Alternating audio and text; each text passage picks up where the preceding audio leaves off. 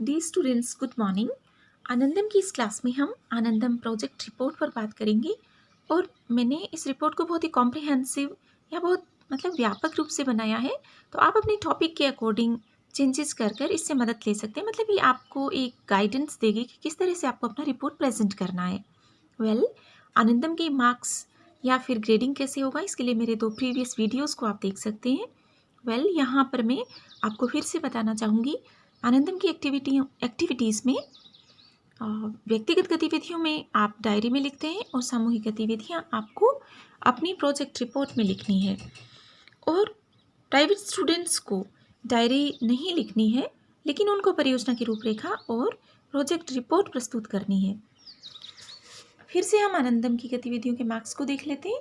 तो देखिए, आपकी जो दैनिक डायरी है उसके 10 नंबर है, परियोजना की रूपरेखा के 20 नंबर है, जिसे सिनॉप्सिस कहें इंग्लिश में। आनंदम दिवस पर आपकी उपस्थिति और सहभागिता के 20 नंबर है और आपके प्रोजेक्ट के और प्रोजेक्ट रिपोर्ट के 50 मार्क्स हैं, टोटल 100 मार्क्स हैं। अब आपका जो प्रोजेक्ट के 50 नंबर है, उनका विभाजन किस तरह से है, तो देखिए, आप कम्युनिटी में काम करते समय आपने वीडियोस बनाए, उसके 10 नंबर है, और आपने जो फोटोग्राफ्स ली है काम करते हुए, उसके 10 नंबर है, और प्रॉब्लम सॉल्विंग और नवीन तरीके से किस तरह से आपने समस्याओं का समाधान किया है, क्या नए तरीके अपनाए हैं, इसके सबसे ज़्यादा आपके 30 नंबर है। टोटल इस तरह से प्रोजेक्ट रिपोर्ट की 50 मार्क्स हैं। ये वार्षिक योजना की स्टूडेंट्स के लिए है। जिनका सेमेस्टर सिस्टम है, उनका प्रत्येक सेमेस्टर में 25 नंबर की प्रोजेक्ट की परियोजना है, हाफ हो जाएंगे मार्क्स। अब आपको सबमिशंस देने हैं। यूजी स्टूडेंट्स या ग्रेजुएशन के स्टूडेंट्स के लिए मार्च के लास्ट वीक, और मास्टर्स के लिए एमए प्रीवियस आदि के लिए अप्रैल के लास्ट वीक में आपको सबमिशंस देने हैं। उस सबमिशंस में आपको डायरी सबमिट करनी है, लेकिन प्राइवेट या फिर स्वयं पाठी विद्यार्थियों को नहीं करनी है डायरी के साथ साथ रेगुलर स्टूडेंट्स को परियोजना की रूपरेखा, सरकारी या गैर सरकारी संगठन से कोई प्रमाण पत्र प्राप्त हुआ है या लेटर एप्रिसिएशन मिला है, परियोजना की वीडियोस, मीडिया कवरेज, फोटोज, परियोजना की सॉफ्ट और हार्ड कॉपी, और परियोजना प्रतिवेदन या फिर जिसे हम परियोजना की रिपोर्ट कहें, तो ये सब आपको प्रेजेंट करना है। आपको टाइप कर लेनी है आपकी परियोजना की रिपोर्ट, और उसकी सॉफ्ट कॉपी भी आपको देनी है। और हाँ, आनंदम का एक गूगल फॉर्म है, उसका लिंक आपके टीचर्स ने आपको भेज दिया होगा। स्टूडेंट्स, एक चीज़ और बताना चाहूँगी मैं आपको, आपकी कॉलेज कौन सी यूनिवर्सिटी से एफिलिएटेड है, उसके अकॉर्डिंग भी आपको अपने नियम देख लेने चाहिए, क्योंकि हर एक यूनिवर्सिटी के नियम अलग हैं। थोड़ा ही डिफरेंस है, बहुत ज़्यादा नहीं है। फिर हम बात करते हैं कि आनंदम परियोजना का प्रारूप किस तरह से होगा। तो ये मैं पहले भी बता चुकी हूँ, उसको पढ़ लीजिए। कॉलेज का नाम, ईमेल आईडी, परियोजना का शीर्षक, सामुदायिक स्थान का किस जगह काम किया है, मेंटर का नाम, ये आप देख सकते हैं। और फिर आपको अपनी परियोजना की रिपोर्ट को इन हेडिंग्स में लिखना है।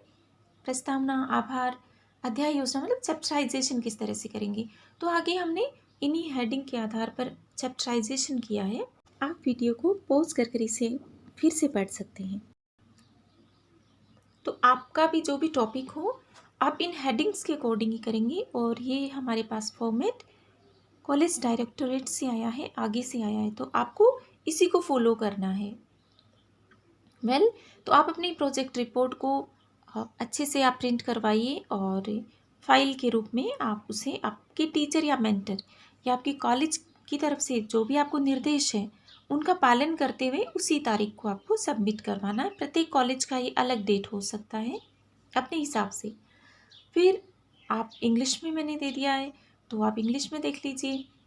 जैसे आपकी कॉलेज का नाम, ईमेल आईडी, टाइटल प्रोजेक्ट का, लोकेशन कौन सी है जहाँ आपने काम किया है, आपके मेंटर का नाम, और फिर आपकी क्लास या सेमेस्टर कौन सा है, और स्टूडेंट्स हैं या जो पार्टिसिपेंट्स हैं, बच्चों के बारे में विवरण, बच्चों का नाम, उनका कॉन्टैक्ट नंबर और उनके सिग्नेचर आदि।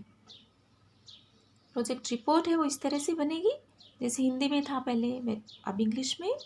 एक्नॉलेजमेंट नहीं, सबसे पहले प्रीफेस, फिर एक्नॉलेजमेंट, फिर चैप्टर्स में देखिए introduction of the project, objectives, methodology, या फिर आपने प्रोसीजर कौन सा अडॉप्ट किया है उसके बारे में लिखना है। तो आपको इसी तरह से इसको फॉलो करना है। हाँ, कई बार स्टूडेंट्स पूछते हैं कि प्रोजेक्ट रिपोर्ट कितनी बड़ी होनी चाहिए। तो देखिए 10 से 15 पेजेस काफ़ी हैं, 9 पेजेस भी हो सकते हैं, 16-17 भी हो सकते हैं। ये डिपेंड करता है कि आप अपने काम को किस तरह से रख रहे हैं, लेकिन प्रभावी प्रस्तुतिकरण बहुत ज़रूरी है। नेक्स्ट चैप्टर देखिए, activities done and time dedicated. फिर ऑब्जर्वेशंस एंड एक्सपीरियंस क्या रही इस काम के दौरान, आपकी अचीवमेंट्स क्या रही या बेनिफिट्स क्या हुआ, कम्युनिटी को क्या फ़ायदे मिले। फिर इंडिविजुअल स्टूडेंट का कंट्रीब्यूशन क्या रहा। मतलब सिर्फ ग्रुप लीडर आपको कोऑर्डिनेट कर रहा है तो उस पर सारा काम नहीं डालना है, प्रत्येक बच्चे को अपना योगदान देना। नाम सहित आप लिखिए और तारीख सहित भी आप लिखिए कि क्या क्या काम किए। फिर आप सबकी नेम एंड सिग्नेचर हो जाएंगे। ये वाला एग्जाम्पल मैंने स्वच्छता, स्वास्थ्य और स्वच्छता पर दिया है, दे दिया, थोड़ा अट्रैक्टिव लग रहा है। और कॉलेज का नाम इस तरह से आप कवर पेज बना सकते हैं। फिर हम ये देखते हैं कि सबसे पहले आपको परियोजना की रिपोर्ट जो आपकी बनेगी या परियोजना का प्रतिवेदन, जिसे हम कहें हिंदी में प्रीफेस लिखना होता है, जिसे हिंदी में हम प्रस्तावना कहें। प्रस्तावना देखिए, रिपोर्ट पढ़ने से पहले रीडर को, पढ़ने वाले को आइडिया हो जाए तो एक छोटा सा इंट्रोडक्शन होता है। ये 4-5 लाइन का भी हो सकता है, हाफ पेज का हो सकता है, जिसे यहाँ पर मैंने प्रस्तावना लिखी है। इसको पढ़ने पर आपको एक आइडिया होगा कि रिपोर्ट किस बारे में है। तो आपकी परियोजना किसी भी टॉपिक पर हो सकती है, वृक्षारोपण, पर्यावरण संरक्षण, महिला सशक्तिकरण, या फिर योगा और मेडिटेशन। मतलब कोई भी टॉपिक हो सकता है जिसका आपने चयन किया है। उसके अनुसार आपको ये सबसे पहले परियोजना रिपोर्ट में प्रस्तावना लिखनी होती है, तो आप इसको पढ़ लीजिए। प्रस्तावना के बाद में आपको एक्नॉलेजमेंट या आभार लिखना है। आभार जैसा नाम से ही पता चल रहा है ना, आभार प्रकट करना। जिन लोगों ने इस काम में आपकी मदद की है उनके प्रति आप उनको थैंक्स कहेंगे, मतलब आभार प्रकट करेंगे उनके प्रति, ग्रैटिट्यूड। किसी भी परियोजना की सफलता के लिए समुचित निर्देशन और मार्गदर्शन की महत्वपूर्ण भूमिका होती है।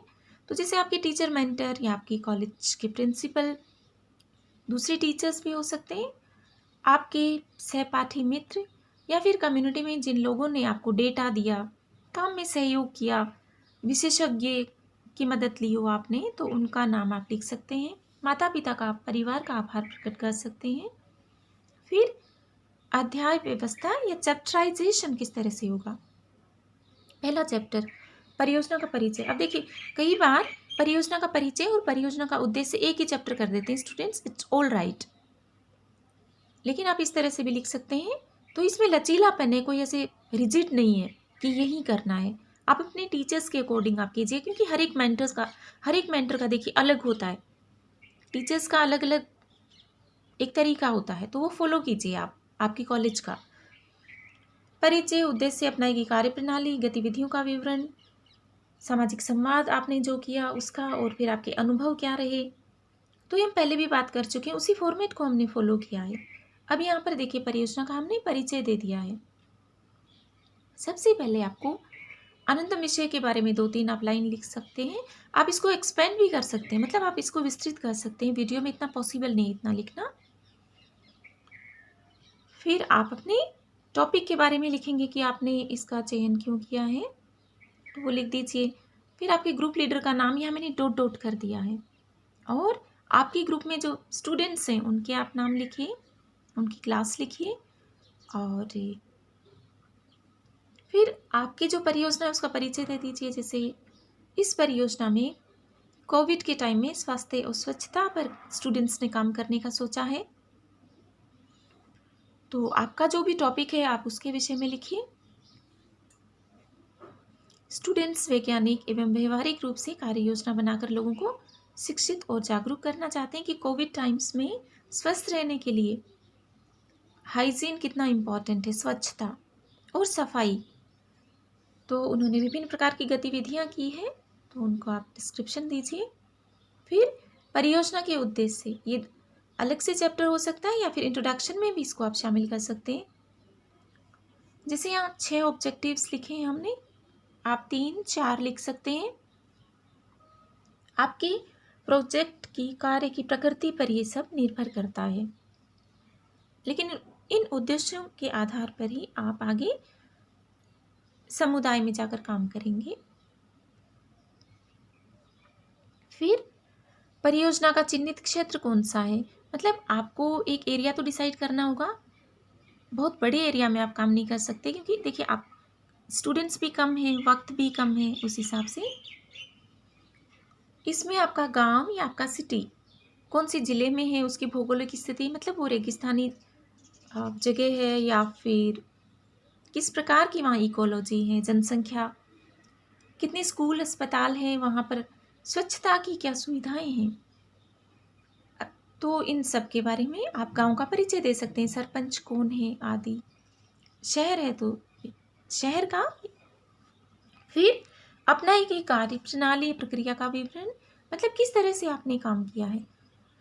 देखिए स्टूडेंट्स, कोविड की वजह से आपका प्रोजेक्ट का समय कम हो गया, लगभग 2 महीने हो गए थे, तो 64 घंटे आपको काम करना है इसमें। प्रतिदिन आप 1.5-2 घंटा काम कर सकते हैं, मतलब आप ज़्यादा काम तो कर ही सकते हैं, श्रमदान आप दे सकते हैं। तो आपके स्टूडेंट ग्रुप ने किस तरह से काम किया, यहाँ पर इसका विवरण आप पढ़ लीजिए।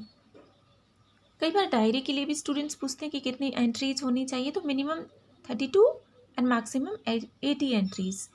फिर भी मैं आपसे कहना चाहूँगी कि आपके मेंटर्स, आपके कॉलेज, आपकी यूनिवर्सिटी के निर्देशों के अनुसार ही आपको अपना आनंदम का सभी सबमिशंस देने हैं, रिपोर्ट बनानी है और डायरी में एंट्रीज करनी है।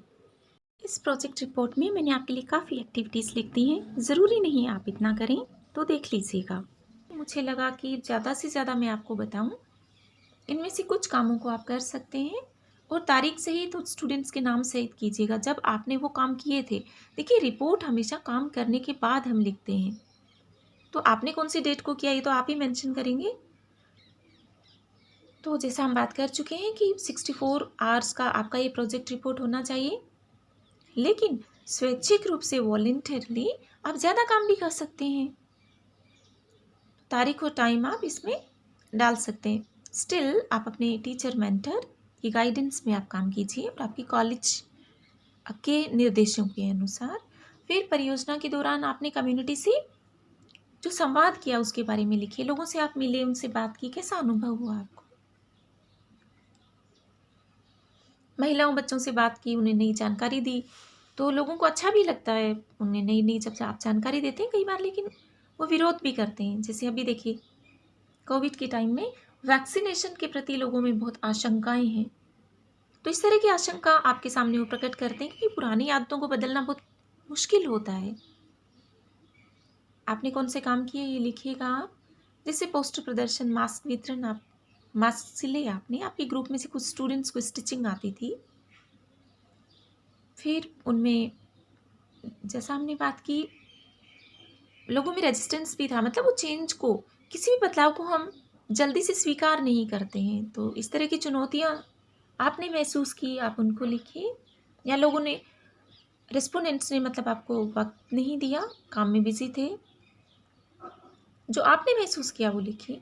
फिर फोटोज़ एंड मीडिया कवरेज, काम करते समय आपने जो भी फोटोग्राफ्स लिए हैं, या फिर अखबार में मान लीजिए आपके प्रोजेक्ट के विषय में कोई समाचार आया है तो उसकी कटिंग्स ये आपको सबमिशन के समय देनी है, या फाइल में लगा सकते हैं आप, उसी फाइल में प्रोजेक्ट रिपोर्ट में। परियोजना की उपलब्धियाँ क्या हैं, तो ये उपलब्धियाँ आप लिखिएगा। वेल स्टूडेंट्स, मुझे लगता है कि आपको फ़ोटोज़ एंड मीडिया कवरेज को अपनी प्रोजेक्ट की जो रिपोर्ट है, आई मीन परियोजना प्रतिवेदन में ही दे देना चाहिए। फिर देखिए उपलब्धियाँ क्या रही, वो आपको अपनी उपलब्धियाँ लिखनी है। इस प्रोजेक्ट की उपलब्धियाँ इस तरह से हुई, और गांव में स्वास्थ्य और स्वच्छता पर आपने जो कार्य किया उसे गांव स्वस्थ हुआ, स्वच्छ हुआ और ब्यूटीफुल भी हुआ, सुंदर भी हुआ। फिर स्टूडेंट लीडर ही सारा काम नहीं करेगा, वो तो कोऑर्डिनेट करने का, लीडर का मतलब होता है लीड करना, लेकिन सभी स्टूडेंट्स को अपना कंट्रीब्यूशन इसमें करना है। तो समूह के सदस्यों का, आपके समूह के सदस्यों का क्या योगदान रहा उसको आपको इसमें लिखना है। स्टूडेंट्स के नाम सहित आप मेंशन कीजिए। मान लीजिए किसने परियोजना रिपोर्ट को टाइप ही कर दिया कंप्यूटर स्किल्स से, किसी ने रैली का आयोजन किया, मतलब संगठनात्मक क्षमता अच्छी है, या आप में से किसी का कम्युनिकेशन स्किल अच्छा है, पब्लिक स्पीकिंग अच्छा है, आपने लोगों को समझाया, लोगों ने आपको ध्यान से सुना, तो आपने कौन सा काम किया, या ड्राइंग अच्छी है, आपने पोस्टर्स बनाए या उनका एग्जीबिशन किया, संगठनात्मक क्षमता आपकी अच्छी है। तो इस तरह से आपने जो आपके ग्रुप के मेंबर्स ने जो काम किया है वो लिखना है। फिर परियोजना की क्या उपलब्धियां रही वो आप लिखिएगा। तो इन हेडिंग्स में आपको आपके टॉपिक की परियोजना को बनाना है। वेल स्टूडेंट्स, क्या ये मेरा वीडियो आपको हेल्पफुल लगा? आप बताइएगा। कई बार बच्चे पूछते हैं कि मैम अलग अलग रिपोर्ट बनानी है क्या? नहीं, पूरे ग्रुप की आपकी एक ही रिपोर्ट होगी। आप सभी के उस पर सिग्नेचर होंगे। तो ग्रुप लीडर के नेतृत्व में आपको अपने मेंटर को केवल एक पूरे ग्रुप की तरफ से सबमिट करनी है। लेकिन यस, आप सभी अपने पास soft and hard copy report की रखिएगा। योजना या एनुअल स्कीम और सेमेस्टर स्कीम सभी स्टूडेंट्स को इस तरह से आनंदम के अपने सबमिशंस देने हैं। वेल मेरे स्टूडेंट्स काफ़ी अच्छा कर रहे हैं। गजानन, नेहा, योगी, कोमल, अंशु एंड एवरीवन। तो आप अच्छे से अपना प्रोजेक्ट रिपोर्ट बनाइए। Do your best. I wish you luck. And yes, कोई भी आपका सवाल हो, कोई भी क्वेरी हो तो आप मुझसे पूछ सकते हैं। और हाँ, मेरी क्लासेस रियली पसंद आ रही हैं तो do like, share and subscribe with your friends. So thank you so much. See you in the next.